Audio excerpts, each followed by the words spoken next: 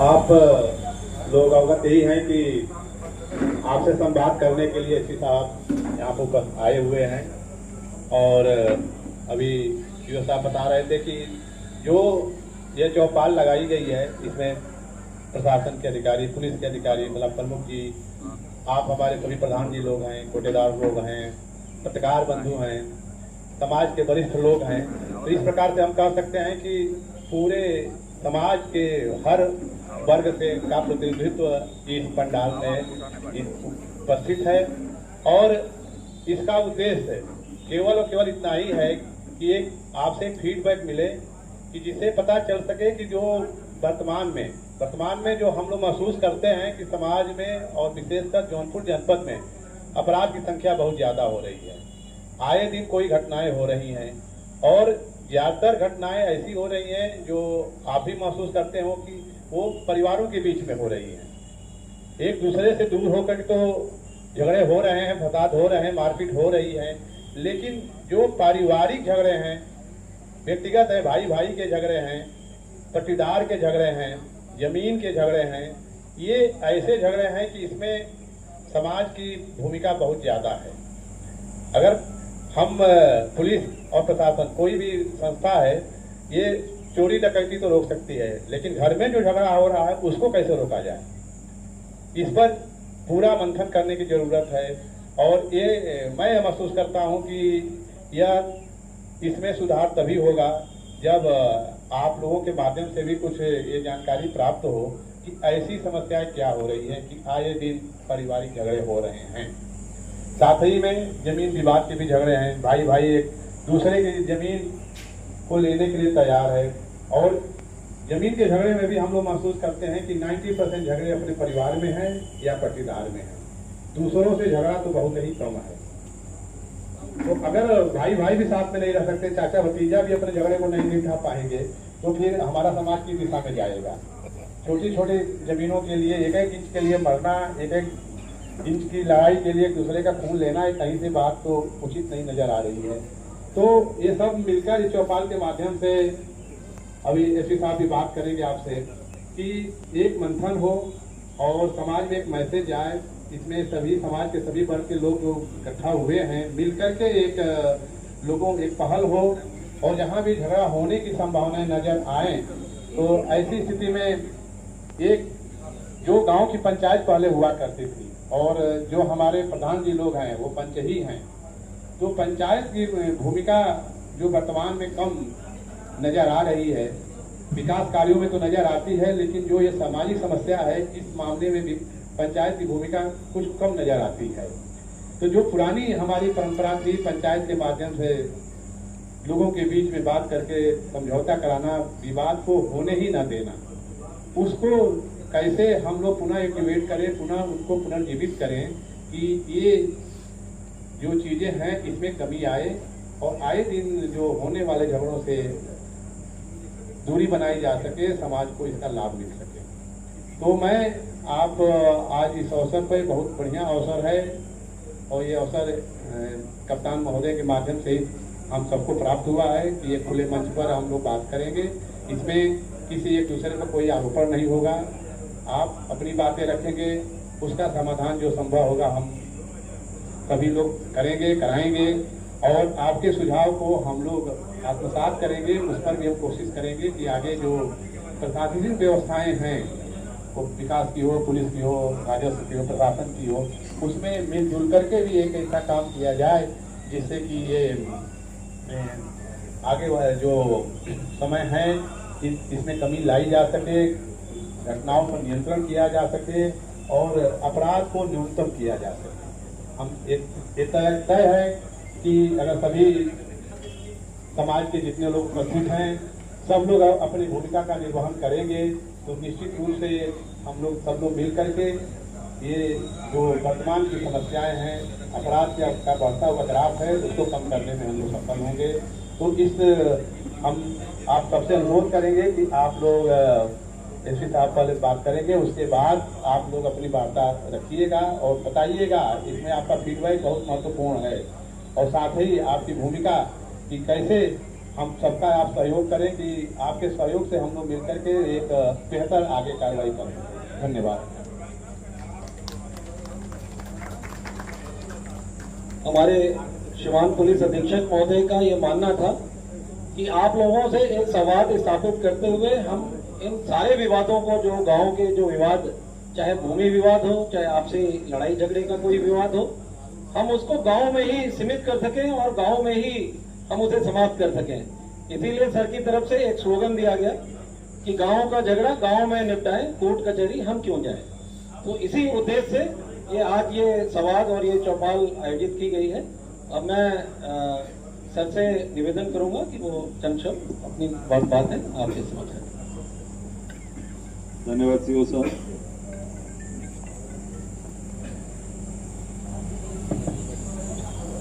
आप सभी को मेरा नमस्कार, अभिनंदन। आज आप सभी हमारे थाने के प्रांगण में आए हैं, जो हमसे ज़्यादा आपका थाना है, और इसके लिए आप सभी को मैं अपना साधुवाद देना चाहूँगा। आज मंचासीन एसपी सिटी साहब, एसडीएम साहब, सीओ साहब, हमारे ब्लॉक प्रमुख और यहाँ पर उपस्थित हमारे सभी सम्मानित साथीगण, हमारे प्रधानगण, चौकीदार और हमारे पुलिस के सभी साथी। देखिए, ये एक कूलर बंद कर दीजिएगा। ये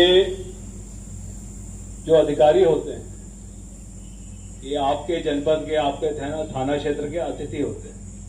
कोई 1 साल रहेगा, कोई 2 साल, कोई 3 साल। अधिकांश कोई आरक्षी होंगे तो 3 साल रह लेंगे, बाकी सब तो उससे कम ही रहेंगे। मगर आपका समाज किस प्रकार का होगा, आपके आने वाली पीढ़ी का भविष्य किस प्रकार का होगा, इसका निर्धारण आप सबको करना है। ये यहाँ पे क्राइम मुंशी कौन है? ये मुन्ना जी कहाँ पे? अच्छा, ये बता दो कि वो क्या है आपके यहाँ, जो अपराधियों की सूची कितने की? 8 तो वो हैं।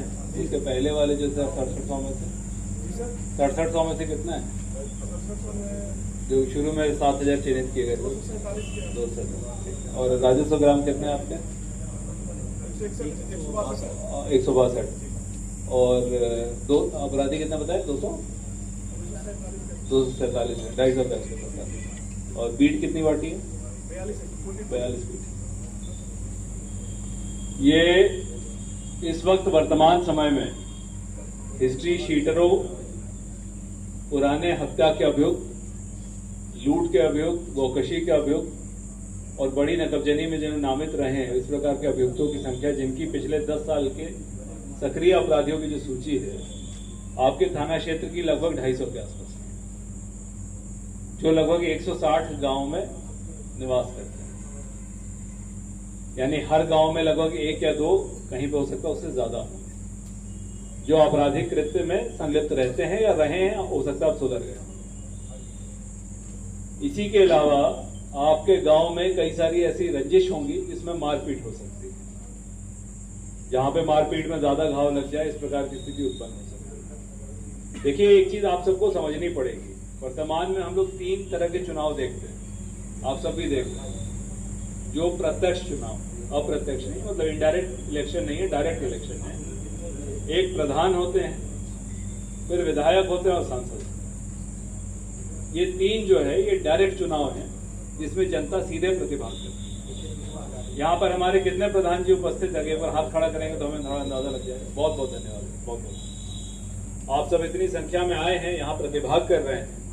आप लोगों को ये समझना पड़ेगा कि अब ग्रास रूट डेमोक्रेसी का समय आ गया है। प्रधान गांव की एक पीढ़ी को दशा दिशा दे सकता है।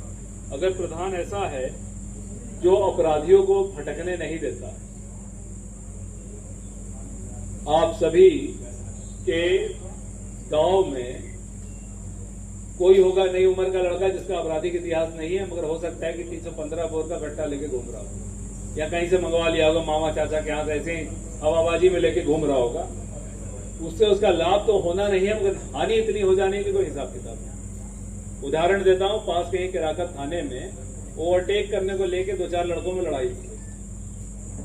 वो अपने मामा के ममेरे भाई से कहीं से कट्टा ले आया था आजमगढ़ से। उसने फिर उसी हवाबाजी में उसने वो गोली चला दी। गोली सामने वाले लड़के को लग गई जो ओवरटेक कर रहा था। ओवरटेक में क्या होता है, वैसा वैसी हो जाती है। नई उम्र के लड़कों का विवेक इतना होता तो ये दिक्कत नहीं आती। बतौर अगर आप लोगों के माध्यम से अगर शुरू में इस चीज को हम लोगों को इंगित कर दिया गया होता, जब हमारे बीट आरक्षी आपके बीच में जाते हैं, अगर हमने उसको समय पे पकड़ लिया होता तो बिना सजा की छोटी सजा पे वो छूट जाता। अब वो 10 साल के लिए जेल की सजा पाएगा।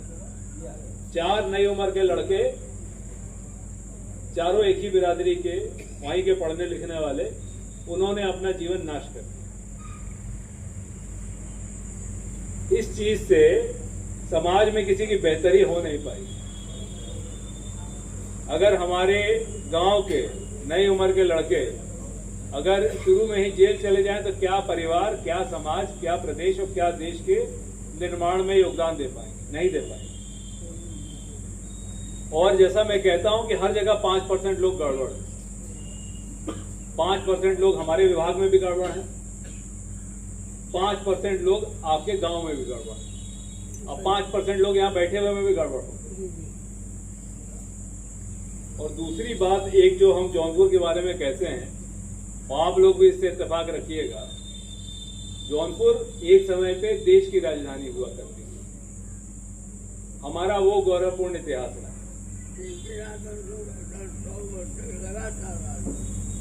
अभी बताएंगे आपको और विस्तार से। और साथ में जौनपुर की मिट्टी में ऐसी चीज है कि यहाँ के लोगों को दिमाग बहुत, या परीक्षा देता है तो IAS IPS ही बन जाता है, बिजनेस करने जाता है तो बंबई में ही छा जाता है, और यहाँ पटदारी के झगड़े में पड़ा रहता है तो 30 साल तक पड़ा ही रहता है। हाँ, सारे नियम कानून समझ के पड़ा रहता है। इसके अलावा एक और बात है जौनपुर की, एक और खासियत, यहाँ का आदमी बड़ा जीवट वाला होता है। जीवट समझते हैं? बड़ा डिटर्मिनेशन वाला होता है। किसी चीज के पीछे पड़ता है तो पड़ा ही रहता है। फिर वो अगर पॉजिटिव चीज के पीछे पड़ गया तो सफलता की सीढ़ी प्राप्त करता है, और नेगेटिव चीज के पीछे पड़ गया तो पूरे अपने परिवार का नाश करता है। इन सभी चीजों में दशा दिशा देने का काम हमें और आपको साथ मिलकर करना है। आपको हमसे सहयोग लेना है, इसे आप इसको ऐसे करा लीजिए। आपको हमें बताना, आप ही हमारे हाथ पैर आंख कान, और हमें आपसे सहयोग देना कि आप हमें बता दीजिए, हमारे स्तर से अगर इसमें कोई मदद हो सकती है तो कर लीजिए। दूसरा, देखिए, थाने को हमेशा एक संदेह की निगाह से देखा जाता है, पुलिस को संदेह की निगाह से देखा जाता है कि पता नहीं मदद करेंगे, क्या करेंगे, बुझा देंगे। पता चला गए किसी की मदद करने, हम ही बैठा दिए और बैठ गए तो फिर जो छुड़ाने के लिए पता नहीं किसके किसके क्या क्या लगेगा। अब इस संदेह की स्थिति को हमें सामंजस्य की स्थिति में लाने के लिए एक प्रयास करना है। हमारा व्यक्तिगत मानना है, और हमारा ये मेरा 8वां जनपद है, और साथ में 10 साल का अनुभव है पुलिसिंग का, 10 साल का अनुभव है बतौर डॉक्टर।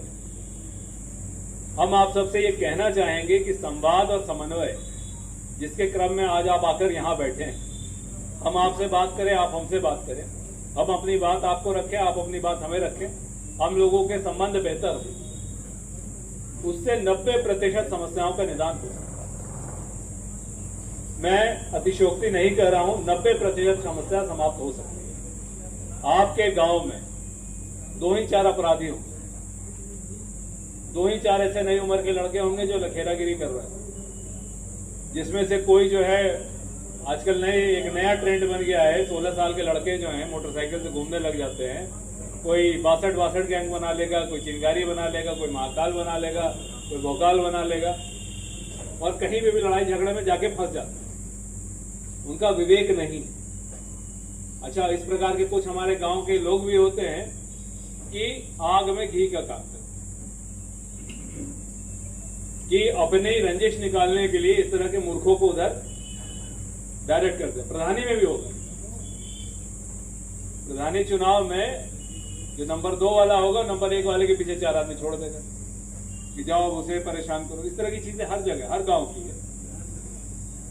इन सभी चीजों में अगर जितना हम न्याय के, जितना एक दूसरे के सहयोग के आसपास रहेंगे, उतनी चीजें बेहतर रहेंगी। आज हमें आप सबको यहां बुलाने का एक आशय है कि हम लोगों के बीच संवाद बेहतर हो पाए।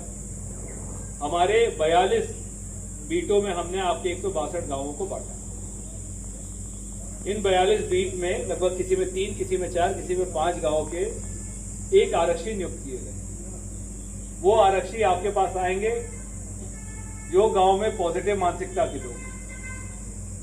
आप में से कई पेंशनधारी होंगे, कई फौज से, पुलिस से रिटायर्ड होंगे, कई अध्यापक होंगे, कोटेदार होंगे, आंगनवाड़ी वाले होंगे, हमारे प्रधान जी हैं, सचिव हैं, जो गांव की पूरी व्यवस्था को समझते हैं। आप लोगों से हम चाहेंगे कि हमारे बीट आरक्षी और आपके बीच में नंबर साझा हो, आप लोगों का एक व्हाट्सएप ग्रुप बन जाए। अगर गलती से कोई ऐसी चीज दिखती है, देखिए गांव में रगड़ा तो चलता रहता है, कहीं इसी का रगड़ा हो जा रहा है, कहीं उसका रगड़ा हो जा रहा है, मगर कहीं पे वो अपराध का स्वरूप ले सकता है।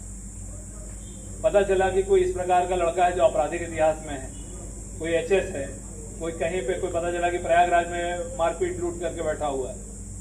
आपके माध्यम से अगर वो सूचना जब भी आ रहे हैं, गोपनीय रूप से बता दीजिए, आपको उसमें पढ़ने की आवश्यकता नहीं है, उसका इलाज हमारे पास है। अब वो बात से मानेगा, निरोधात्मक कार्रवाई से मानेगा, मुकदमे से मानेगा, जेल से मानेगा, या उसके ऊपर वाली चीज से मानेगा, वो उसकी मर्जी। वो जिस चीज से मानेगा हम उसको वही चीज देने को तैयार हैं।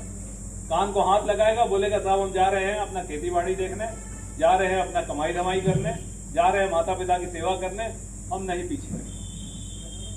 मगर उसके अंदर अगर आपराधिक उसकी प्रवृत्ति में सुधार नहीं है, जैसा हमने बताया, हर इलाज की दवा होती है। जिस दवा की आवश्यकता पड़ेगी वो दवा हम उसे बखूबी देने के लिए तैयार बैठे। तो अब मेरा आप सबसे ये अनुरोध है, यहाँ पे इतने जनप्रतिनिधि बैठे हैं, इतने सम्राट लोग बैठे हैं, अब ये काम हम सबको मिलजुल के करने की आवश्यकता है कि हम एक बेहतर ग्रामीण समाज, एक बेहतर थाना क्षेत्र के समाज, एक बेहतर जनपद, बेहतर प्रदेश का निर्माण कर सकें। और कुछ नहीं करना है, हमारी आपसे कोई अपेक्षा नहीं, मगर कहीं पे भी आपको इस प्रकार की विकृत प्रवृत्ति अगर दिखती है तो आपको केवल हमें सूचना देना है, और अगर आप उसमें इंटरवीन करके उसे समझा बुझा सकते हैं, समझा बुझा सकते हैं। हमारे पूर्वजों के समय से चलता आया है, हमें मिलके केवल एक काम करना है, परित्राणाय साधूनाम विनाशाय च दुष्कृताम्। और इसके लिए अब हम सबको मिलके एक होकर काम करने की आवश्यकता है। सूची हमारे पास है, हमारे बीट आरक्षियों की बीट पुस्तिकाएं हैं, आपके पास आएंगे, आपसे सहयोग लेंगे। हम लोगों के स्तर पे जो कमियां रहती है वो रहती है, कई सारी रहती है, इसमें कोई दो राय नहीं है। कई बार हम लोग जो है झगड़े को सुलझाने की जगह बढ़ा देते हैं, कई बार जो है हम कई चीजों से प्रभावित हो जाते हैं, निष्पक्ष नहीं होते, सही को सही, गलत को गलत नहीं कहते। आप लोगों के फीडबैक से उसको हम सुधार भी पाएंगे। तो हमें बस यही कहना था, पुनः आप लोग इतने शॉर्ट नोटिस पे, क्योंकि आज सुबह ही आप लोगों को बताया गया था, आप लोग इतनी संख्या में आए हैं और आप लोगों ने आके यहाँ पे हमारे थाने में प्रतिभाग किया है, ये हम लोगों के लिए पहले ही बड़ा हर्ष का विषय है। मैं पुनः आप सभी को बहुत बहुत साधुवाद देता हूँ। होती है जिसकी वजह से आपस में तनाव होता है और झगड़े हो जाते हैं। कई बार ऐसा रहता है कि कोई झगड़ा होने वाला है और चूंकि आप लोग वहीं पे मौजूद हैं तो आपको मालूम होता है, और आपके बीच में हस्तक्षेप कर देने से उन झगड़ों को हम रोक सकते हैं और उसे प्रिवेंट कर सकते हैं और टाल सकते हैं। और जब तक यदि आपने मौके पे रहते हुए उसे टाल दिया और हमारे जो पुलिसकर्मी हैं वहां मौके पे पहुंच जाएंगे, तो उसके बाद फिर पुलिस का रोल स्टार्ट हो जाता है कि हम वहां पे जाके क्या व्यवस्था करें और क्या निरोधात्मक कदम उठाएं जिससे कि वो झगड़े अपने आप समाप्त हो सके, आगे भविष्य में वो दोबारा वो रंजिश आपस की वो खत्म हो सके। इसी वजह से हमारे पुलिस अधीक्षक महोदय आज आप लोगों के बीच में आए कि आपसे सीधा संवाद स्थापित हो सके। आप लोगों की क्या समस्याएं हैं, आप लोगों की क्या अपेक्षाएं पुलिस और प्रशासन से है। हमारे बीच में ब्लॉक स्तर कहाँ श्रीकांत के मन के कभी जोन बाटो हुए तरसावा मत अगर जोन ना काम तो ये लक्ष्मी सर का फोटो कीजिए यहाँ दर्शन करने में फोटो जाएगा पंडित जी कहाँ गए